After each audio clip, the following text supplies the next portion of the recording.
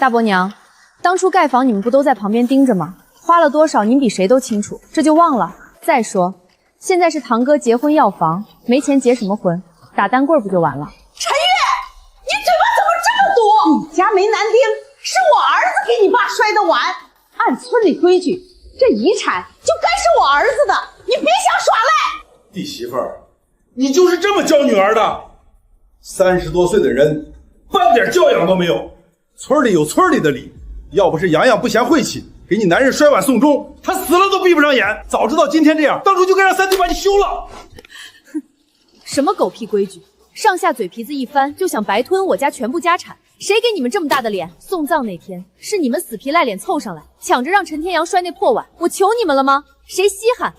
小月，别这么大火气，都是一家人，有话好好说不行吗？三叔刚走，尸体还没凉，你这么跟亲戚闹，传出去别人都要戳你脊梁骨，骂你不孝。他生前最疼你，最看重我们这门亲戚，他刚走你就翻脸不认人，你对得起他养你这么大吗？我爸生前，你们一个个占我们家便宜占的还少吗？他人刚走，你们就找借口来抢房子抢财产，到底是谁在闹？不就是你们这群不要脸的，欺负我们孤儿寡母？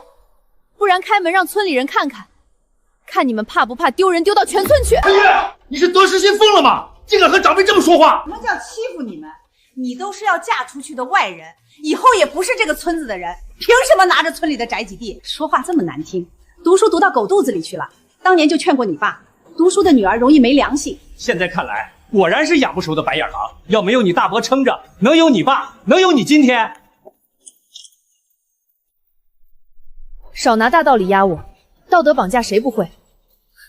真把我惹急了，就算鱼死网破，我也不会放过任何一个欺负我们的人。陈月，你一个女人，要不是有我们帮衬，你爸现在还躺在殡仪馆，没人收尸。这么贪心霸占遗产，小心天打雷劈！我倒要看看没了我们，还能不能在村子里安稳过日子。敢威胁我，我真要看看，到底是谁没安稳日子过。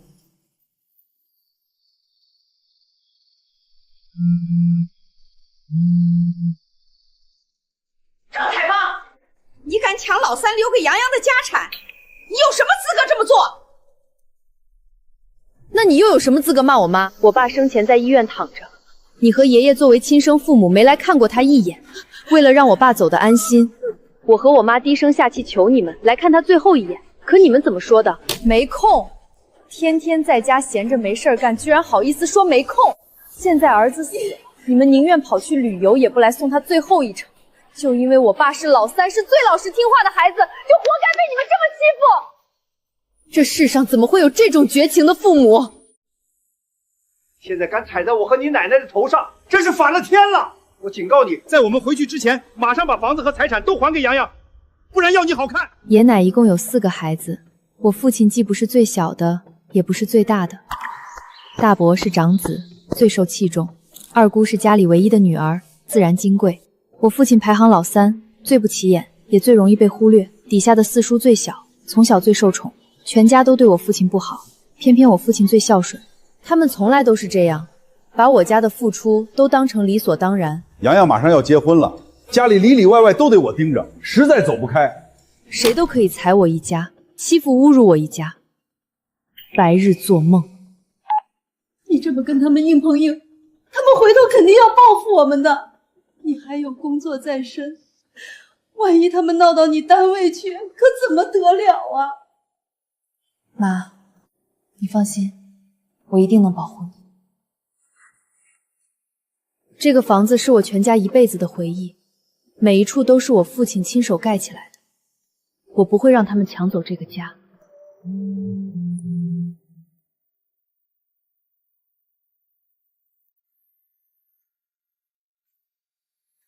妈，你先睡觉，有事我来解决。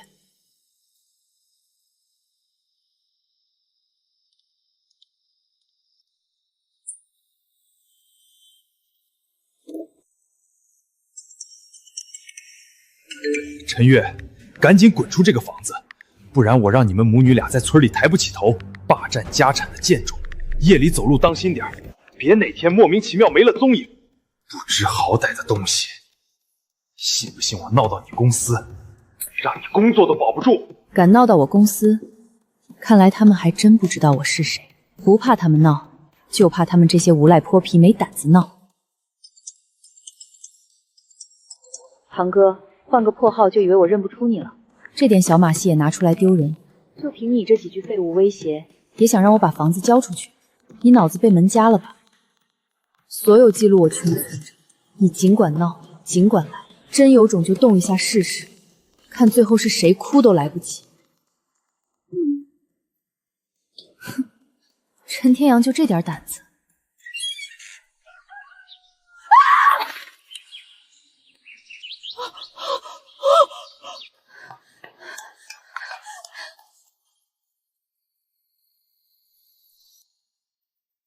听说了吗？前2天他爸葬礼是侄子给摔的碗，按习俗，遗产就该归侄子。她一个迟早要嫁出去的外人，霸占侄子的财产，连亲戚情面都不顾，直接撕破脸了。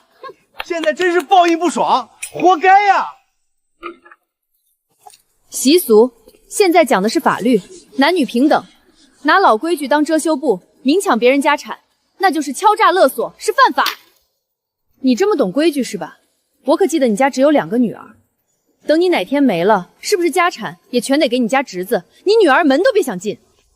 要不要我现在就帮你传遍全村，让你2个女儿好好看看，你是怎么打算将来把自家家产白送给外人的？你别乱嚼舌根！我记得你大哥有3个女儿，你还总在背地里笑话，说他们家的坏话。看来你早就盘算好了，等王大伯不在了，你好让你儿子坐享其成是吧？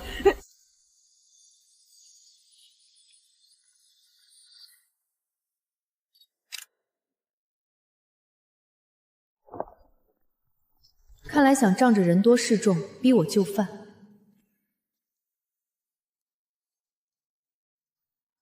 哎呦，遭报应了吧？村主任，您看看，乡亲们都看不下去了，知道他霸占我家财产，都过来替我做主。陈月，赶紧麻溜滚蛋，不然真闹起来，到时候让你断胳膊断腿，可就是你自找的。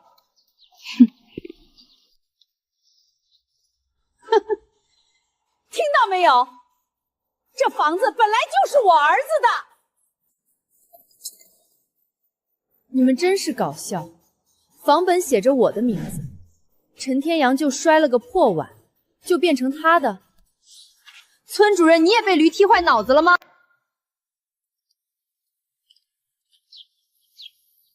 全都给我住手！我看谁敢动！你个贱人，口气还挺大，好说歹说不听，这回不让你彻底服了软，老子就不姓陈！快把那个婆娘俩的东西全部扔出去！我只是看看，你这么紧张做什么？别人的东西再小也该有分寸。一个茶壶而已，至于护成这样吗？东西不在贵重，在心意。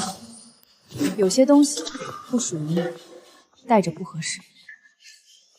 合不合适，不是你说了算。我说的不是合适，是分寸。那是我特意买给我妈的首饰，她平时一直舍不得戴。别再说了，这些都是我们一家一点一点攒下来的。先别急，大家只先整理清楚。这是我们的家，这是长辈之间的事儿，你先冷静一点。正因为是家里的事儿，才更该讲清楚、讲明白。你倒挺会说，是在怪我们？我只是在护着我妈，也护着这个家该有的。堂妹，早知如此，何必当初？你不懂规矩，我们只能亲自教你什么叫规矩。睁大你们的狗眼看清楚，我就是赵总。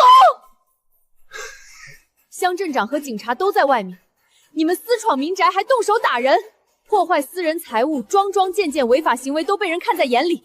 这辈子不，下辈子你们都准备在牢里度过吧。就你穷的差点卖房的废物是赵总，老子把头剁下来给你当凳子坐，吹牛皮都不打草稿，吹到老子头上来了。乡镇长，您放心，这边的情况很快就能处理好，不会给乡里的工作添麻烦。我现在关心的不是这些，你先告诉我，里面到底是什么情况？你知道里面的人是谁吗？乡镇长，您不用这么上心，注意你的态度。事情没查清，人也没认清，你就敢轻易下判断？进去之前，先把你该有的分寸摆正。乡镇长，这是为啥？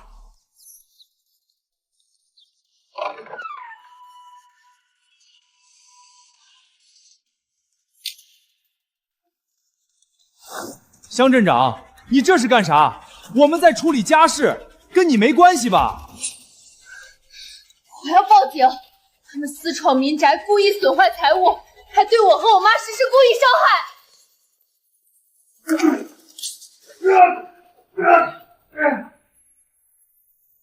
干什么？我们没有犯法！干什么？我没有犯法！这些我们家族的家事，关你们屁事儿！放开我！陈月，你个不孝子孙！我命令你马上和警察解释清楚。我们都是他的长辈，来家里坐坐怎么了？犯法吗？我是听你大伯的话才来的，你不要冤枉好人。是啊，小月，我也是无辜的，你快让他们放开我，我要回去给老公孩子做饭了。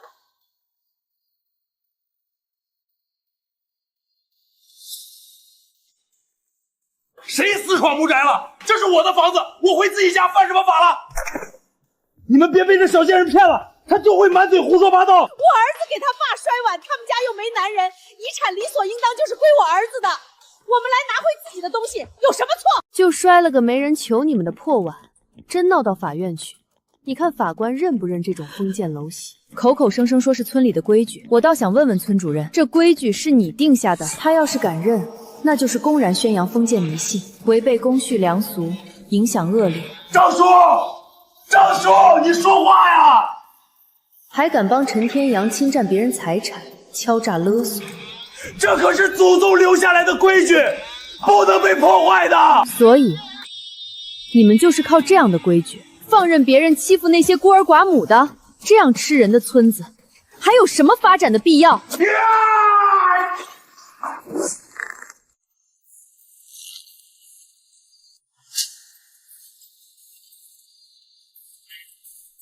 贱人，该死的贱人！发不发展，你有什么资格乱说？连老子一个屁都比不上，还敢在这胡咧咧，满嘴跑火车，谁给你的脸？够了！他可是再打我男人，我弄死你！妈！救护车！快叫救护车！哎呦，我受伤了！救命！救命！老婆子，你咋样啊？妈，谁救我妈？是那个贱货把我妈撞伤的。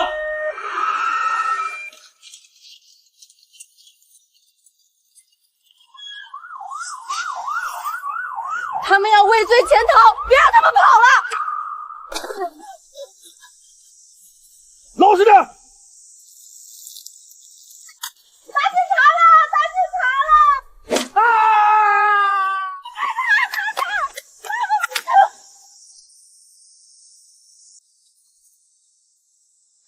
行了，堂妹，大家都是亲戚，这事儿就这么算了吧。房子本来就传男不传女，没道理给你一个要嫁出去的外人。三叔的钱归你，房子归我，咱们各退一步，皆大欢喜，行不行？房子跟你们本来就没半毛钱关系，亏你们还能说出这么不要脸的话。我之前死活不让爸妈回村，就是怕遇上你们这种胡搅蛮缠、不讲道理的无赖。他就是要来咱们村投资的赵总。赵总，您放心，今天这事儿我一定严肃处理，彻底整治村里这些歪风陋习，绝不让这事儿影响咱们的合作。不可能！陈月这个贱人，怎么可能是什么赵总？乡镇长，你是不是老眼昏花认错人了？他姓陈，赵总姓赵，根本就不是一个人啊！您千万别被他骗了！闭嘴！我妈姓赵，我还有另外一个名字，赵月。你们等着，我会请权威专业的律师把你们告上法庭，一个都不会落下。检查结果出来了，妈妈只是轻微脑震荡，住院观察几天就无大碍。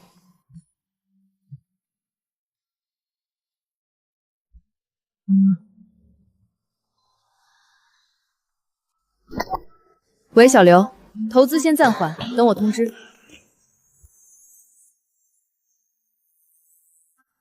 跟我来。赵总，我刚接到消息，投资怎么就暂缓了？您放心，村主任已经被我撤职了，闹事的那些人也都被派出所拘留，每人罚款5000。村主任利用职务包庇他人，知法犯法，其他人更是非法入室打砸伤人。单单撤职和拘留远远不够，他们我会让公司律师直接上诉到法院。赵小姐，您母亲没事吧？您公司的人刚才已经跟我们沟通过了，我们一定会全力配合。医生说是轻微脑震荡，送医及时，没什么大事，就是要住院观察几天。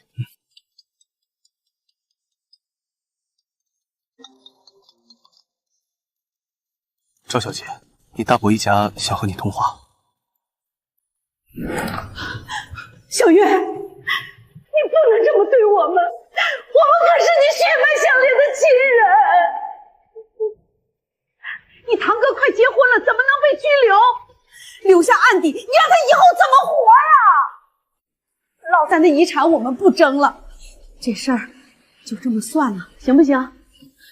对，小月啊，这事儿就这么算了。警察同志已经教训过我们了，我们已经改过自新了，你就别得理不饶人了。不可能，我一定要你们一家3口付出代价，等着坐牢吧。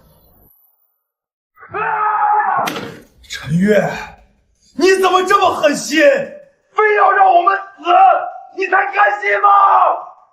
我爸妈亲自和你道歉，你别不识好歹。明明就是一点小事，你非要闹这么大，全都是你的错。你现在马上给我撤诉！我都听村主任说了，赵氏要给每家每户补贴30万。你既然是赵总，还是自家人，那就更不能赖账。一帮不要脸的无耻小人！警察同志，你也听到了，他们没有丝毫的悔改。赵小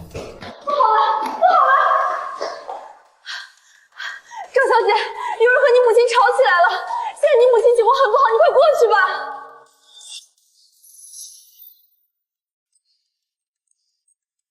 把事情闹大，对你有什么好处？老三就是被你们俩母女害死的，现在还要害我老大和大孙子。赵采芳，你马上让陈月撤诉，把陈天阳放出来，不然我们陈家也容不下你们。谁稀罕？你们2个我不再欺负我妈，就凭这一点，我就不可能撤诉。你们的宝贝大孙子没个3、5年，别想出来。你赔钱货，扫把星！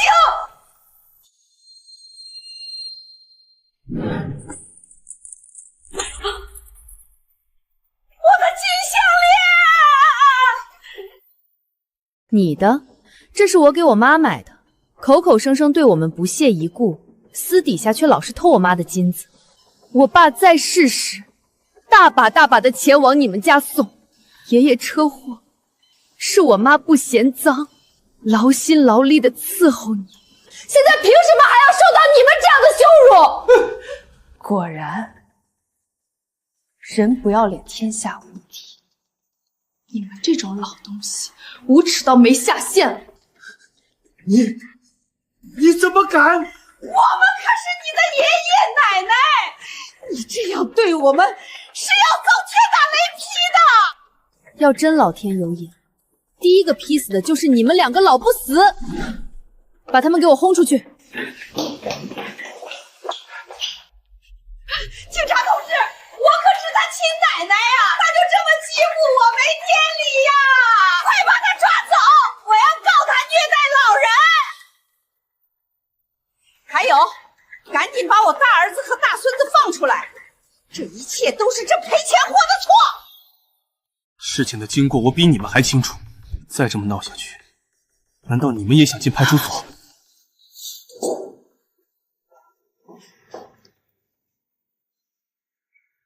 妈，你别怕，有我保护你。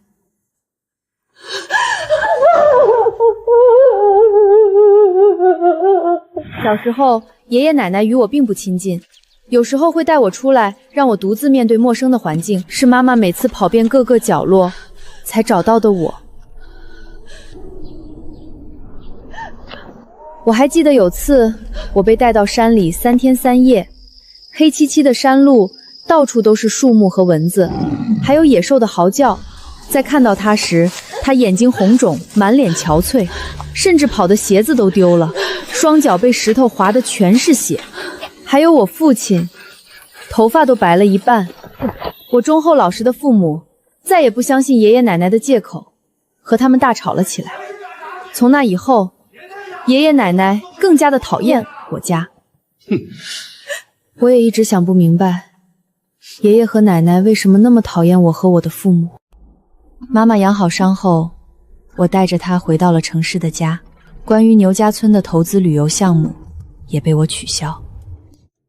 清河县是贫困县，原本我想着带着大家一起发家致富，让他们不用再面朝黄土背朝天，却没想到他们就是一群愚昧无知的恶人。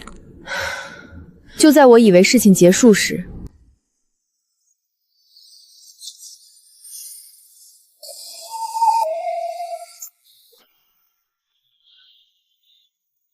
去死！是你害得我没了老婆，毁了我的人生，毁了我的家。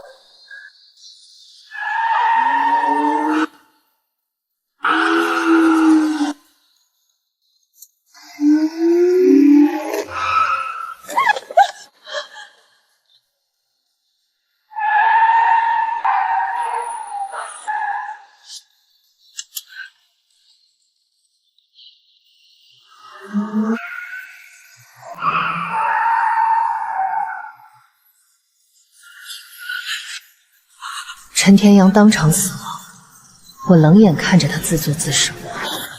我知道他被吓坏了，任谁亲眼看着一辆车发疯似的冲过来，都不可能无动于衷。可我没想到，更恶心的事还在后面。被拘留的大伯和大伯娘知道自己儿子死了，痛不欲生的崩溃大哭。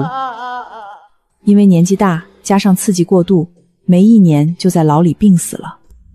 而爷爷奶奶得知大儿子一家都没了，一个脑梗，一个变得老年痴呆。可这次却没了我爸我妈这样老实懂事的好儿子好儿媳。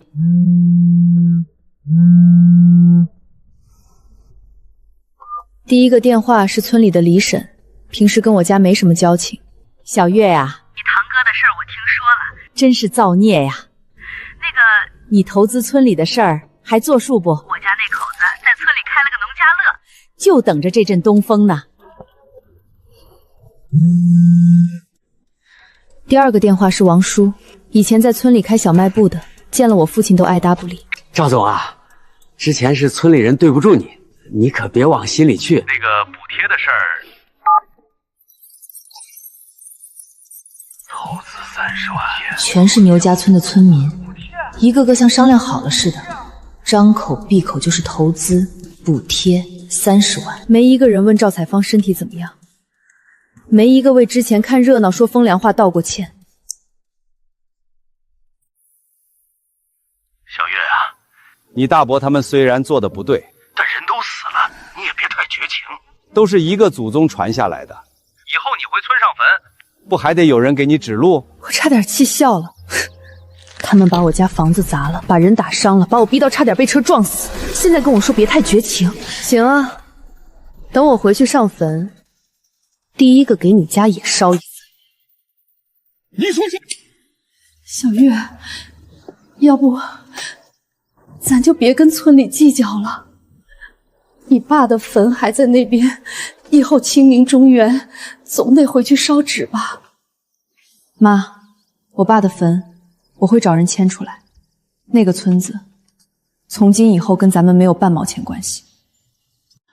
我知道妈妈心里难受，那个村子是妈妈嫁过来生活了20多年的地方，有妈妈认识的人，有妈妈走过的路，有妈妈和我父亲一起种过的地，可那些人不值得妈妈留恋。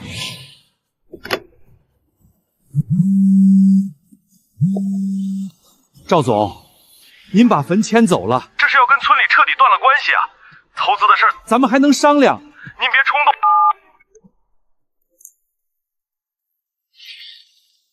投资？做梦去吧。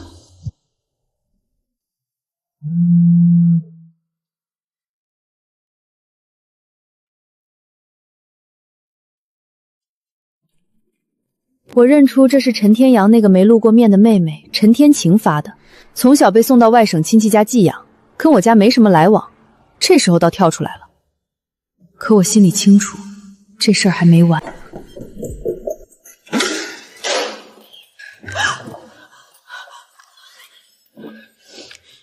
三婶儿，你可要给我做主啊！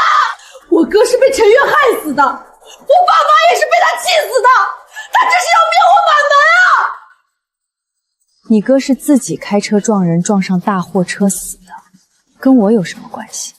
你爸妈是犯了法坐牢，自己身体不行病死的，又跟我有什么关系？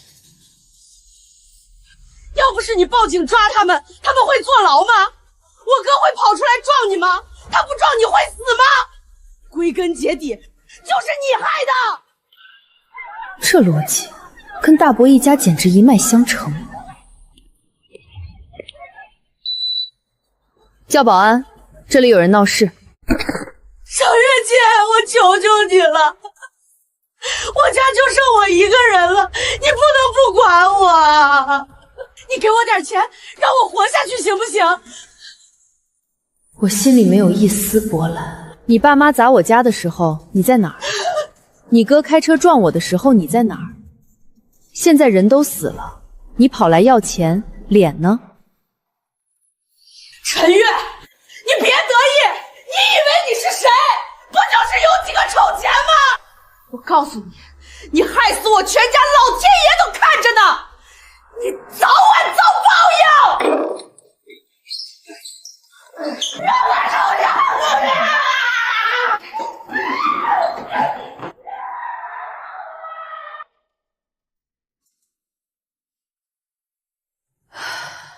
小时候也是个挺老实的孩子，怎么变成这样了？我知道，不是陈天晴变了，是穷和恨把人逼疯了。大伯一家把所有的错都推到我头上。陈天晴从小不在父母身边长大，对亲情本就渴望又扭曲，现在全家都没了，陈天晴需要一个恨的对象，不然活不下去。恨就恨吧，我不在乎。可让我没想到的是，陈天晴的闹剧只是开胃菜。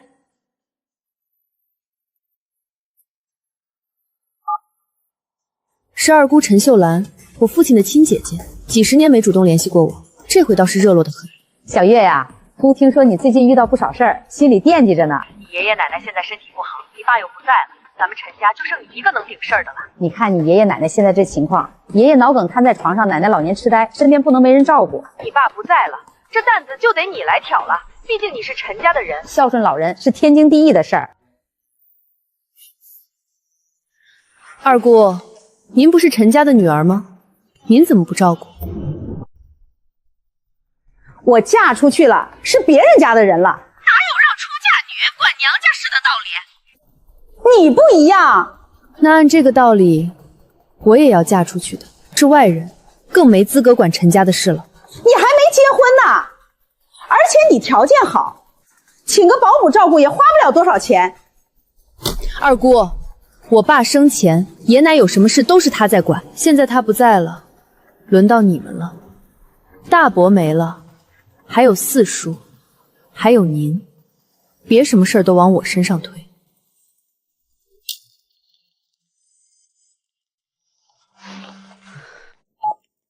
没过5分钟，四叔陈建国又打过来了。陈月，你二姑跟你说的，你考虑的怎么样了？我告诉你，你别想甩锅。你要是敢不管，就把你家那些破事儿全抖到网上去，让全国人民看看你是个什么东西。四叔，您尽管抖，我也正好让全国人民看看，当初是谁把我扔到山里3天3夜，差点喂了狼？是谁在我爸住院的时候连看都不来看一眼？是谁拿了钱就翻脸不认人？小月，你爷奶那边真的不管了？妈，他们当初想让我死的时候，可没想过要管我。接下来的日子，我以为终于能清静了，可我低估了人心的贪婪和无耻。牛家村的投资虽然被我取消了，但消息早就传了出去。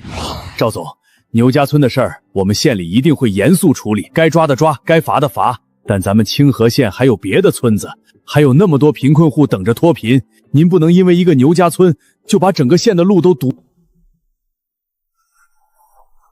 周县长，我不是不讲道理的人，但牛家村的事你也看到了，从村主任到村民，一个个抱着旧规矩不放，欺负孤儿寡母成性，这样的地方，我不认为值得投资。这事儿我清楚，马上安排专项整治，把村里的老毛病全部清理掉。就3个月，到时候你再看，牛家村肯定大变样。周县长，不是我不给您面子，是那个地方，我这辈子都不想再踏进去一步。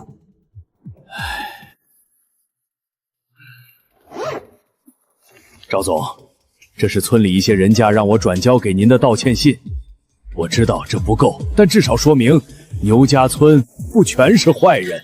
有些伤害，不是一封道歉信就能弥补的。就在我以为事情终于翻篇的时候，网上突然爆出了一条热搜，文章写得声泪俱下，把我描绘成一个冷血无情的恶霸。为了霸占农村宅基地，把大伯一家送进监狱，还拒绝赡养瘫痪在床的爷爷奶奶。人血馒头好吃吗？这种人就该人肉。生女儿果然没用，为了钱连亲人都害。抵制他的公司，让他破产。农村的房子本来就是传男不传女，他有什么资格抢？等等，有没有反转？这故事听着太离谱了。他大伯一家为什么做监狱？文章里没写啊。不赡养老人肯定不对，但老人以前对他做了什么也不清楚吧？陈女士，请问您对网上的爆料有什么回应？赵总，您真的逼死了自己的大伯吗？陈小姐，请问您拒绝赡养祖父母是否属实？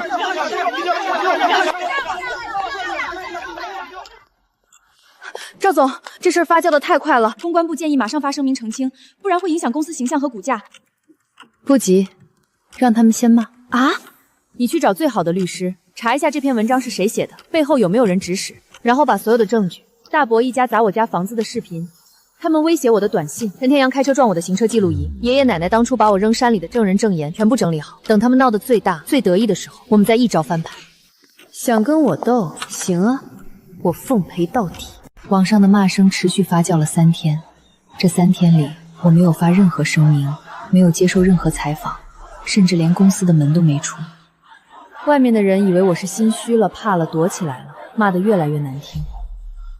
他们知道我长什么样吗？知道我到底做了什么吗？不知道。他们只是需要一个发泄的对象，而网上那篇文章刚好给他们递了一把刀。赵总，查清楚了，那篇文章是一个营销号发的，背后买单的人是您四叔陈建国。我一点也不意外，他花了8万块买了几个人转发，还雇了水军刷评论。您看，这是转账记录，这是聊天截图，全在这里。律师准备好了吗？准备好了。诽谤、侵犯名誉权、造谣传网，一条条都列清楚了，随时可以起诉。不急，先联系几家靠谱的媒体，把完整的证据链放出去。记住，不要只放我们这边的说法，要把大伯一家砸房子的视频，陈天阳开车撞人的行车记录仪，爷爷奶奶当年把我扔山里的证人证言，全部原原本本的公开。赵总，爷爷奶奶那部分会不会有人说您不孝？孝顺是相互的，他们想让我死的时候，可没想过我是他们孙女。文章里附了完整的视频、录音、聊天记录、通报、判决书，所有证据铁板钉钉。我操，反转了，啪啪打脸啊！我就说有反转吧，网上吃瓜不能只看一面之词。这一家真是太畜生啊，居然还开车撞人！他大伯是不对，但他也做得太绝了。一家人啊，大姐，你再仔细看看呢。你确定是一家人？爷奶再不好也是老人，他一个小辈儿，计较什么？你站在道德的高地不冷吗？站着说话不腰疼？骂他的人呢？出来道歉！换你被扔山里3天3夜试试！看着这些评论，心里没有大仇得报的快感，只有一种说不出的疲惫。赵总，您四叔那边他打电话来了，说什么了？他说您要是不撤诉，他就把您家的祖坟闯了。我要报警，有人威胁要破坏坟墓，涉嫌寻衅滋事。赵总，您不先跟他谈谈？谈？跟他有什么好谈的？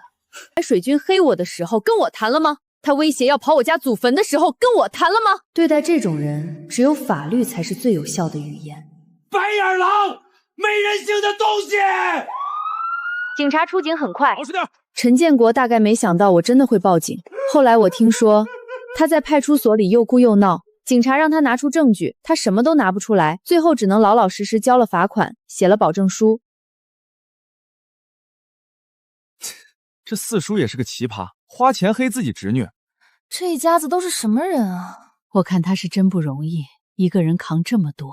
也有人开始关注另一个问题：爷爷奶奶到底该谁养？都有赡养父母的义务。大伯死了，我父亲死了，剩下的就是二姑陈秀兰和四叔陈建国。嫁出去的女儿泼出去的水。我一个大男人哪里会伺候人？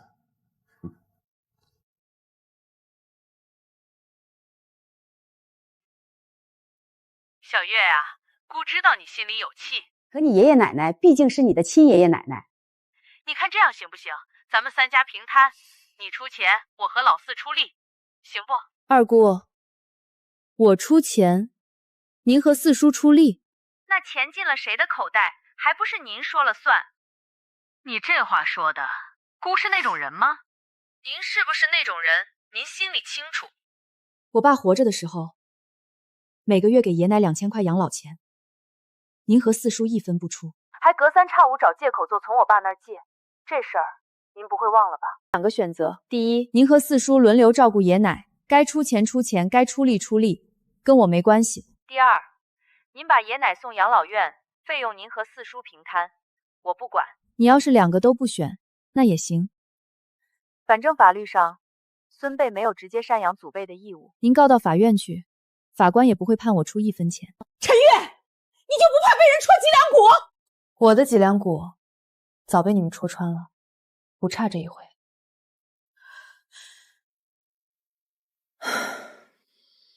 小月，又跟你二姑吵架了？没事儿。妈，你说我是不是太狠了？傻孩子，你不是狠，你是被逼出来的。你爸要是还在，肯定不希望你这样跟亲戚闹。可你爸不在了，这个家得你来撑。你做得对，妈支持你。他受了太多委屈，被欺负了也不敢吭声，只能躲在房间里偷偷哭。现在我终于有能力保护他了，终于不用再让他看任何人的脸色。妈，等我忙完这阵子，我带你去海边走走。你不是一直想去三亚吗？好，都听你的。陈建国被拘留的消息传到村里，彻底炸了锅。听说陈建国真被带走了，活该！谁让他背地里使坏？再怎么说那是他亲叔叔，闹成这样。真正让我意外的是二姑陈秀兰的态度转变，她不知道从哪儿弄到了我的住址，第二天一大早就拎着东西登门拜访。小月啊，姑以前对不起你，对不起你爸，姑给你赔不是了。二姑，您有话直说，别绕弯子。小月，你看你四叔那个德行，指望他照顾你爷爷奶奶，那是做梦。你二姑父身体也不好，我一个人也忙不过来。我想来想去，还是觉得把你爷爷奶奶送老院最合适。行啊，那您送呗。可养老院要钱啊，你爷爷奶奶每个月的退休金加起来才2000多，好一点的养老院要4、5千。你看你能不能？不能。二姑，我再说最后一次，爷奶的事儿跟我没关系。您要是觉得负担重，可以找村里找民政部门申请补助。我不是提款机，没有义务替您和四叔擦屁股。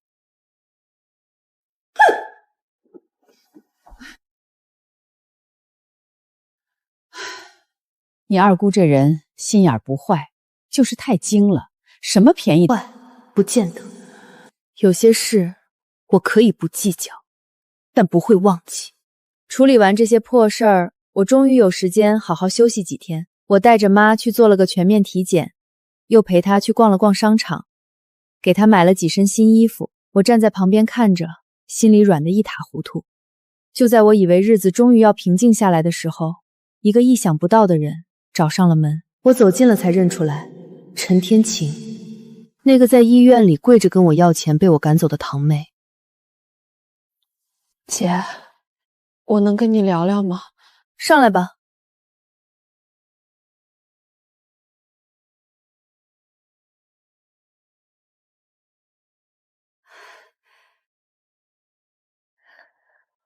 天晴来啦，快进来坐。吃了吗？我去添2个菜。姐，对不起。这3个字他说得很重，像是用了全身的力气。上次在医院是我不对，我不该跟你闹，不该跟你要钱，我就是心里难受，不知道该怪谁。我从小被送到外地，1年到头见不了爸妈几次，他们偏心我哥，我知道，可他们毕竟是我爸妈，他们没了，我就什么都没了。你来找我，想要什么？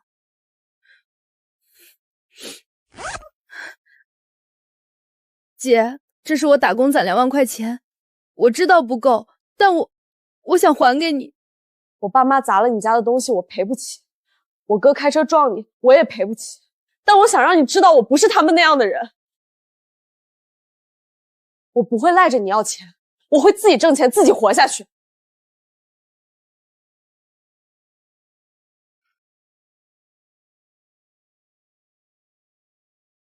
钱你拿回去，你爸妈欠我的，跟你没关系。可是我说了，跟你没关系。你以后有什么打算？要学美容，等学出来找个工作，租个房子，好好过日子。行，学费够吗？够的，够的，我自己能行。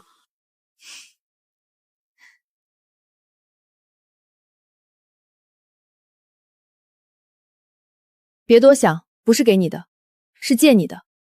以后你挣了钱再还我。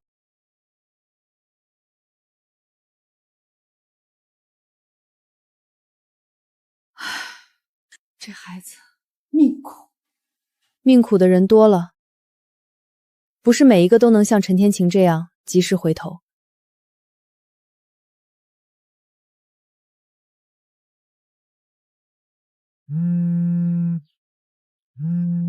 养老院。请问是陈月女士吗？您爷爷陈德厚今天凌晨去世了，请您尽快过来处理后事。死了，那个把我扔到山里喂狼，说我不配姓陈的爷爷死了。爷爷死了。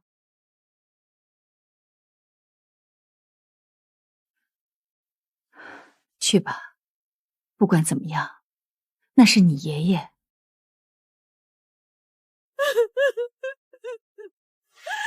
小月呀，你爷爷走得太突然了，我都没见上最后一面啊！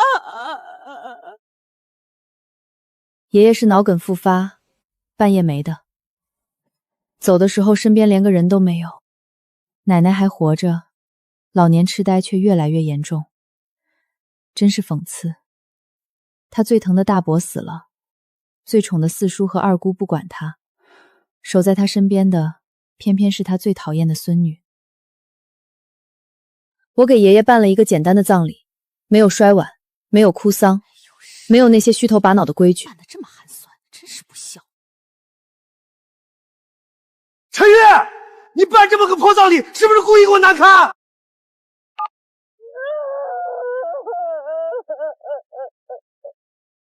不是不难受，是哭不出来。这个老人，在我小时候想让我死，在我父亲生病时不闻不问，在我最需要帮助时落井下石，我对他真的没有眼泪可流。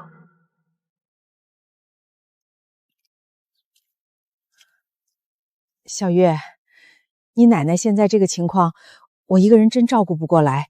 你看，送养老院费用3家平摊，可你四叔那个德行，他肯定不会出钱的。他不出钱你就告他，法院判下来，他不服也得服。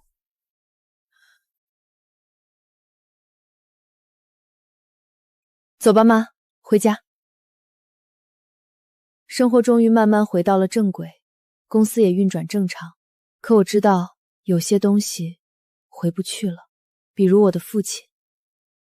有时候半夜醒来，我会躺在床上盯着天花板发呆，想起小时候他骑着自行车带我去赶集，给我买糖葫芦，把我架在脖子上看射火。那时候他多年轻啊，头发乌黑，笑起来眼睛弯弯的，像个月牙。后来他老了，头发白了，腰弯了，被亲戚们欺负了一辈子，连死都死得不安生。我欠他一个安稳的晚年，可我没机会还了。小月，你还恨你爷爷奶奶吗？不恨了，恨一个人太累了，我不想背着那些东西过一辈子。你长大了。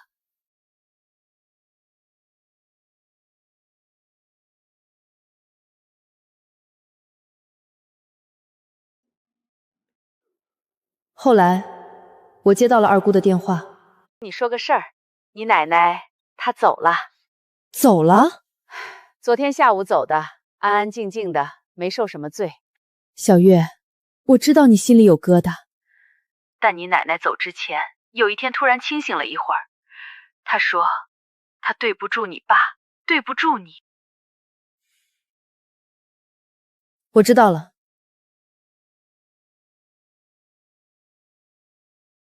对不住，这3个字，我等了30年，可他来得太晚了。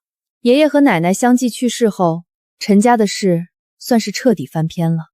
二姑偶尔会给我打个电话，说些家长里短，而我也只是应付几句，没什么感情，也没什么怨恨。了我2次，希望我考虑重新投资，我婉拒了。至于牛家村，我再也没回去过。那个村子后来怎么样了，我不知道，也不想知道。